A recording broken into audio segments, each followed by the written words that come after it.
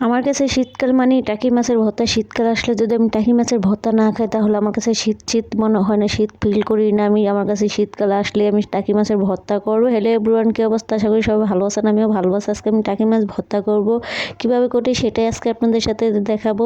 তো প্রথমে আমি মাছগুলো অফ ক্যামেরায় ভেজে নিয়েছি। ভেজে নিয়ে এখন পরে মনে পড়লো যে আমি তো ভিডিও করি আমার ভালোবাসা মানুষদের সাথে, তাহলে কি শেয়ার করবো। পরে তাড়াতাড়ি করে মোবাইলটা ক্যামেরা অন করে নিয়ে আসছি। নিয়ে এসে যে এখন মাছগুলো ভাজাভাজি করেছে, পেঁয়াজ মরিচ রসুন একসাথে ভেজে নিয়েছি। নিয়ে এখন ধনিয়া পাতাগুলো ভেজে নিয়েছি। আমার কাছে শীতকালে টাকি মাছের ভর্তা অনেকই ভালো লাগে। আমি ভর্তা অনেক অনেক পছন্দ। মনে করুন ভর্তার লাভার একটা আমি, কিন্তু আমি ভর্তা করি না কেন, হাত জ্বলানির ভয়। আমার হাতের চামড়া অনেক পাতলা, সেজন্য আমি ভর্তাটা করি না। আমার যে আসলে আমার হাজব্যান্ড, সেও ভর্তা অনেক পছন্দ করতো। ও সবসময় ভর্তা বানিয়ে টানিয়ে দিত, খাওয়া হতো বেশি। শাক বেশি দিত, ভর্তা বানিয়ে দিত। মানে যেগুলা কাজ আমি কম পারি সেগুলোও করে দিত, তখন আমার খাওয়া হতো। এখন ও নাই, আমার এখন কোনো ভালো মন্দ খাওয়ায় না। শাকও আমি অনেক পছন্দ করি, শাক বাছার ভয়েতে আমি খাই না। শাক বাছতে বাছতে আমার অনেক সময় চলে যায়, সেজন্য আমি শাক তেমন একটা এখন আর বেশি একটা আনি না। আনলেও বাছতে বাছতে পরে আমার 2-3 ঘন্টা চলে যায়। সবাই তো সবটা পারে না, তাই না? আমি অনেক কিছুই পারি না, যেটা আপনাদের সাথে শেয়ার করি। সব কিছু আমি যা পারি সেটাই শেয়ার করি। আমি অনেক কিছু তৈরি করতে পারি। মানুষদেরকে পিঠা নাস্তা হাবি যাবে অনেক পছন্দ করে, বা এগুলো বানাতেও ভালোবাসি, খেতেও ভালোবাসি, বানাতেও ভালোবাসি।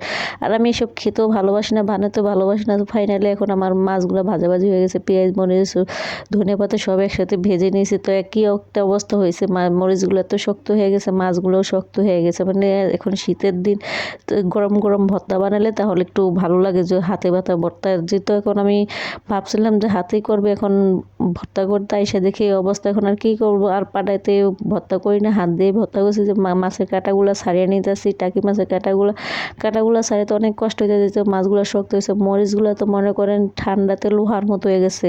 মরিচগুলো গলাইতে আমার অনেক কষ্ট হয়ে গেছে। মরিচগুলো আস্তে আস্তে রয়ে গেছে, মাছও আস্তে আস্তে রয়েছে।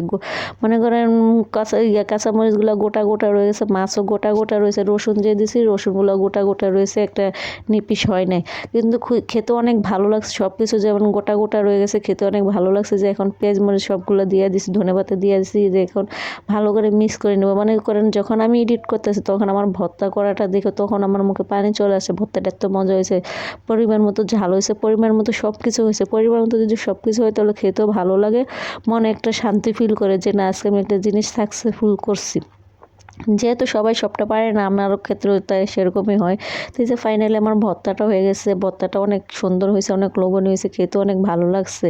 তো আমার আজকের ভর্তার ভিডিওটা কেমন লাগছে অবশ্যই কমেন্টস করে জানাবেন। আর আমার যদি ভিডিওটা ভালো লাগে অবশ্যই একটু শেয়ার করে দেবেন। পরবর্তী আর একটা নতুন ভিডিও নিয়ে চলে আসবো। আজকে এই পর্যন্ত, আল্লাহ হাফেজ।